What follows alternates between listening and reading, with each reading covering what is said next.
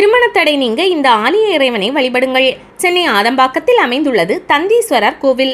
இக்கோவிலின் சிவபெருமான் ஆவுடை நாயகி என்று அழைக்கப்படும் அம்பாளோடு காட்சி தருகிறார்.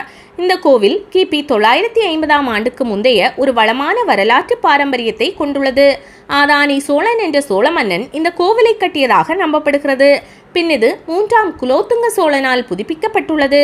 கோவில் வளாகத்தில் உள்ள கல்வெட்டுக்கள் மற்றும் சிற்பங்கள் இதன் பண்டைய தோற்றத்தை குறிக்கின்றன.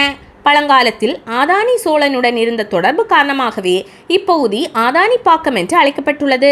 காலப்போக்கில் இது மருவி இன்றைய ஆதம்பாக்கமாக உருவெடுத்தது.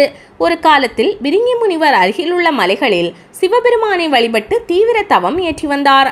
அவரது வழிபாட்டில் மகிழ்ச்சியடைந்த சிவபெருமான் அவருக்கு நந்தி வடிவத்தில் தரிசனம் தந்தார். எனவே இந்த கோவிலில் உள்ள சிவபெருமானை நந்தீஸ்வரர் என்று அழைக்கப்படுகிறார். பிரிங்கி முனிவர் வாழ்ந்ததாக கருதப்படும் இந்த மலை பிரிங்கி மலை என்று அழைக்கப்பட்டது. அதுவே மருவி தற்போது பரங்கி மலை என்று அழைக்கப்படுகிறது. கோவில் அமைப்பு. கோவிலுக்கு 2 நுழைவாசல்கள் உள்ளன. ஒன்று கிழக்கிலும் மற்றொன்று தெற்கிலும் உள்ளது.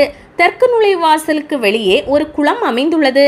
திருக்கோவிலின் பிரதான தெய்வமான நந்தீஸ்வரர் கருவறைக்குள் கிழக்கு நோக்கி காட்சியளிக்கிறார். கருவறையை சுற்றி நர்த்தன விநாயகர், தட்சிணாமூர்த்தி, மகாவிஷ்ணு, பிரம்மா, துர்க்கை ஆகியோரின் சிலைகள் உள்ளன. அம்பாள் ஆவுடை நாயகியின் சன்னதி தெற்கு நோக்கி உள்ளது. மேலும் கோவில் வளாகத்திற்குள் அம்பாளுக்கு ஒரு தனி சன்னதி உள்ளது. சுந்தர விநாயகர், நாகர்கள், சுப்பிரமணியர் மற்றும் அவரது துணைவிகளான வள்ளி மற்றும் தேவசேனா, நவக்கிரகங்கள், சண்டிகேஸ்வரர், விநாயகர், சூரியன் மற்றும் பைரவர் ஆகியோர் உள்ளனர்.